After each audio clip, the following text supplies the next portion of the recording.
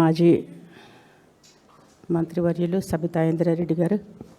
Okay, ఆవిడ ఊరికే మాజీ మంత్రి గారు హోమ్ మినిస్టర్ కూడా గతంలో మీ అందరికీ తెలుసు. ఆవిడ క్షుణ్ణంగా లా అండ్ ఆర్డర్ బాగా తెలుసు. అలాగే సునీత గారు, ఉమా గారు, మీడియా మిత్రులకి ముందుగా శుభోదయం.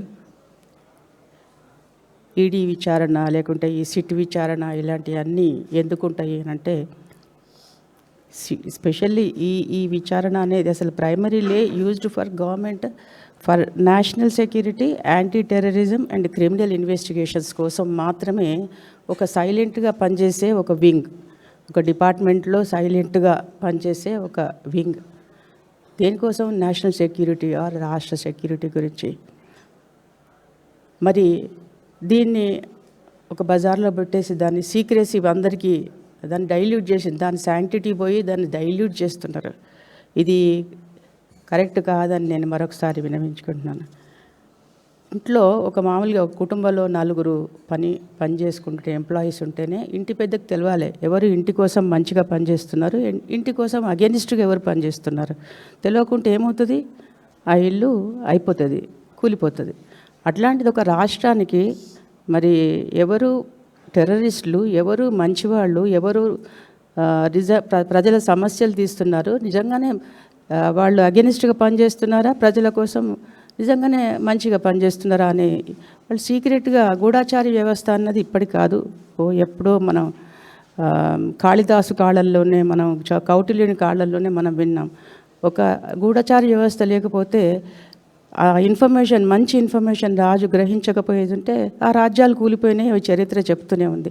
మరి ఇది ఒక part and parcel of the department, police department.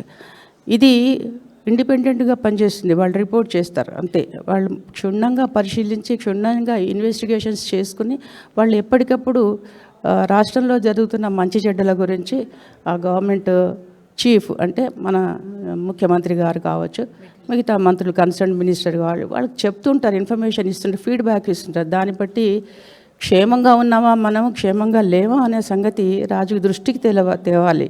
So అలాంటి వ్యవస్థను బాగా నిర్వీర్యం చేసి, డైల్యూట్ చేసి, ప్రజలలో అంత ఒక చీపుగా అయిపోయేటట్టుగా ఒక చిన్న, అది పెద్ద ఆయుధం అసలు. అయితే ఆ ఆయుధాన్ని నిర్వీర్యం చేస్తున్నారు. ఇది బాగా విచారించదగ్గ విషయంగా నేను భావిస్తున్నాను. అలాగే ప్రతిసారి కూడా ఎన్నికల ముందర ఏ చిన్న ఎన్నికలైనా కూడా ప్రతిపక్ష పార్టీని డిస్టర్బ్ చేస్తారు.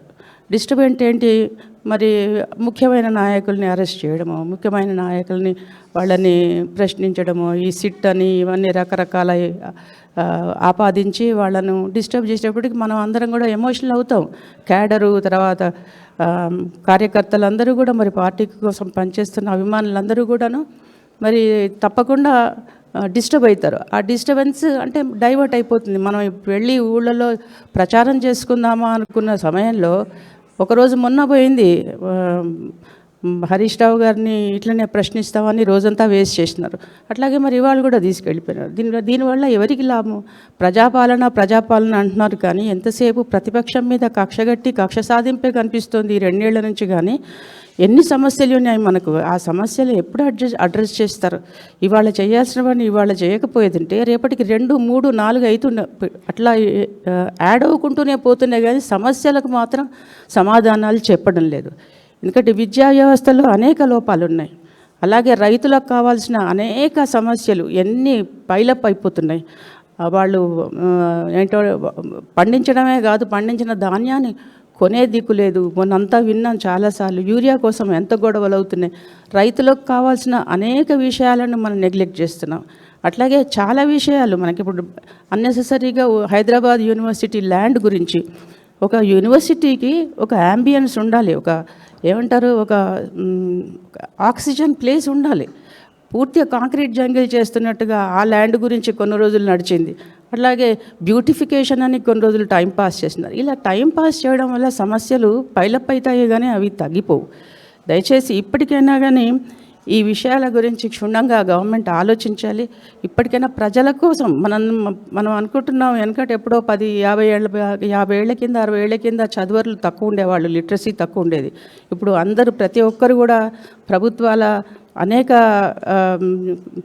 వాళ్ళ సహకారంతో చాలామంది అట్టడుగు వర్గాల వాళ్ళు కూడా బాగా చదువుకున్నారు, తెలియమీరినారు. మనం ఏదో గిమ్మికులు చేసేది ఉంటే కాలం నడవదు.